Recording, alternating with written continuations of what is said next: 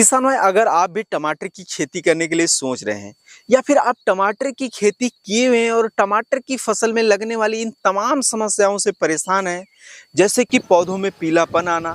पौधे का सूख जाना, पौधों में इल्ली व थ्रिप्स का अटैक होना,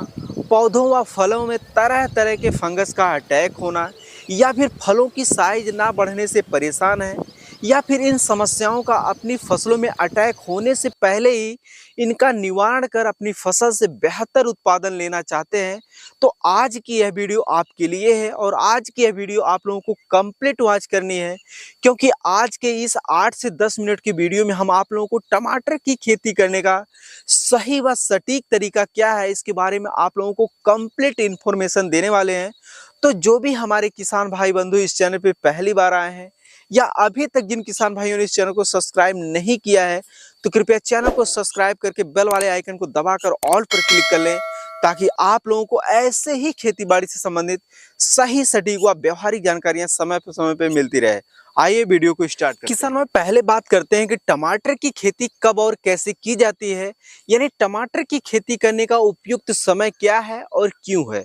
किसान भाई, टमाटर की फसल एक ठंडे शुष्क वातावरण वाली फसल है, जिसके पौधे में अच्छी बढ़वार के लिए और अच्छी पैदावार के लिए एरिया का तापमान कम से कम 18 और ज़्यादा से ज़्यादा 32 डिग्री सेल्सियस होना अनिवार्य माना जाता है। लेकिन आज के समय में कृषि वैज्ञानिकों के अथक प्रयास व मेहनत के फलस्वरूप मार्केट में टमाटर की एक से बढ़कर एक वैरायटियां उपलब्ध है, जिनकी सहायता से आप सर्दी, गर्मी, बरसात तीनों ही सीजन में टमाटर की फसल से बेहतर उत्पादन लेने के लिए टमाटर की खेती कर सकते हैं। गर्मी में टमाटर की फसल से उत्पादन लेने के लिए जनवरी फरवरी, बरसात में फसल से उत्पादन लेने के लिए जून व जुलाई, व सर्दी के मौसम में टमाटर की फसल से उत्पादन लेने के लिए सितंबर व अक्टूबर महीने में पौध रोपाई कर सकते हैं। यदि 18 डिग्री सेल्सियस से कम तापमान है आपके एरिया में, तो टमाटर की फसल में पाला लगने का खतरा बना रहता है। इसके लिए किसान भाई, आप लोग अपने खेत के चारों तरफ जो है धुआं कर सकते हैं। धुएं से जो है पाला का जो प्रकोप है वह टमाटर की फसल में कम देखने को मिलता है। वहीं दूसरी तरफ यदि आपके एरिया में 32 डिग्री सेल्सियस से ज्यादा तापमान है, तो टमाटर की फसल में फूल झड़ने के साथ साथ पौधे सूखने की समस्या आती है। इसके लिए किसान भाई, आप लोग समय समय पर सिंचाई करने के साथ साथ अपने टमाटर की फसल में गेंदा फूल की खेती भी कर सकते हैं, जिससे इंसेक्ट भी कंट्रोल करने के साथ साथ यह टमाटर की फसल में तापमान को जो है वह सामान्य करने में काफी ज्यादा योगदान रखता है। अगर आप 1 एकड़ खेत में टमाटर की खेती करने जा रहे हैं, तो आपको 60 से 70 ग्राम बीज की आवश्यकता पड़ेगी। वहीं दूसरी तरफ अगर आप डायरेक्ट नर्सरी से पौधे खरीद कर लाते हैं, तो आपको 1 एकड़ खेत के लिए जो है 14,500 से लेकर 15,000 पौधे की आवश्यकता पड़ेगी। लेकिन ये चीजें कहीं ना कहीं जो है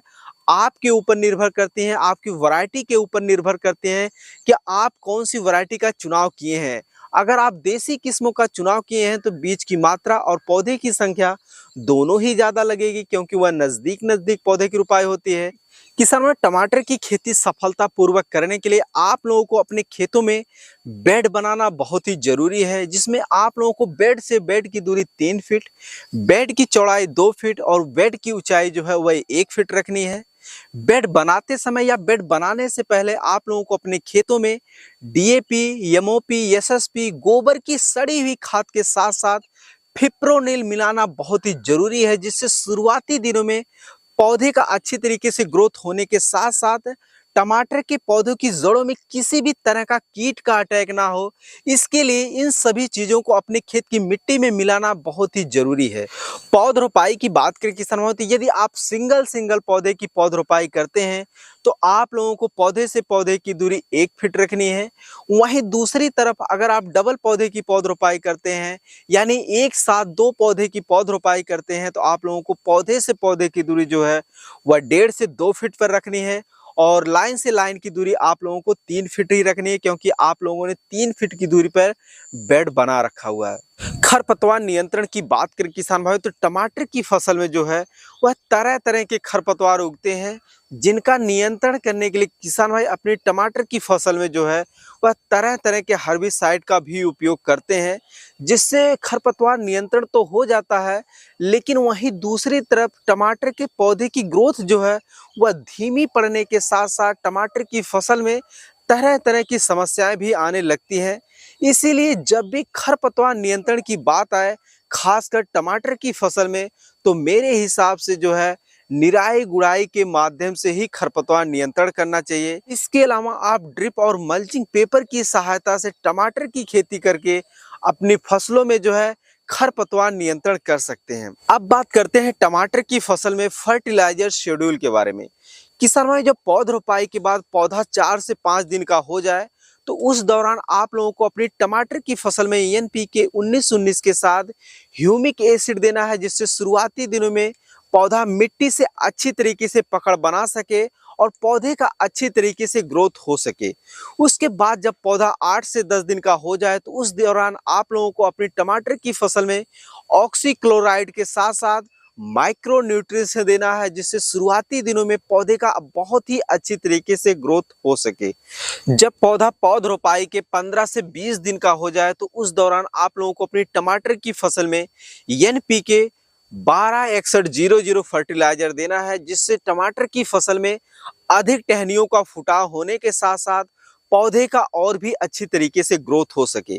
किसान भाई, ये थे एनपीके फर्टिलाइजर जो आप लोगों को अपनी टमाटर की फसल में फूल आने से पहले पहले देना है, जिससे टमाटर की फसल में बहुत ही अच्छी तरीके से ग्रोथ हो सके। जब टमाटर की फसल में फूल लगना शुरू हो जाए, यानी फ्लावरिंग स्टेज में, आप लोगों को अपनी टमाटर की फसल में एनपीके 005234 फर्टिलाइजर देना है, जिससे टमाटर की फसल में अधिक संख्या में फूल लग सके। जब टमाटर की फसल में फल लगना शुरू हो जाए, तब आप लोगों को अपनी टमाटर की फसल में कैल्शियम नाइट्रेट के साथ जो है बोरोन देना है, जिससे फलों की साइज तो बढ़ेगा ही, साथ ही साथ फलों में अच्छी तरीके की चमक भी आती है। किसान भाई, अगर आप इन सभी फर्टिलाइजर का अपनी टमाटर की फसल में समय समय पर उपयोग करते हैं, तो टमाटर की फसल में बढ़वार तो देखने को ही मिलेगी, साथ ही साथ बहुत ही अच्छी तरीके की पैदावार भी देखने को मिलेगी, जिससे आप टमाटर की फसल से अच्छा खासा उत्पादन के साथ साथ बहुत ही अच्छा खासा मंडी भाव भी ले सकते हैं। किसान भाई, अब बात करते हैं टमाटर की फसल में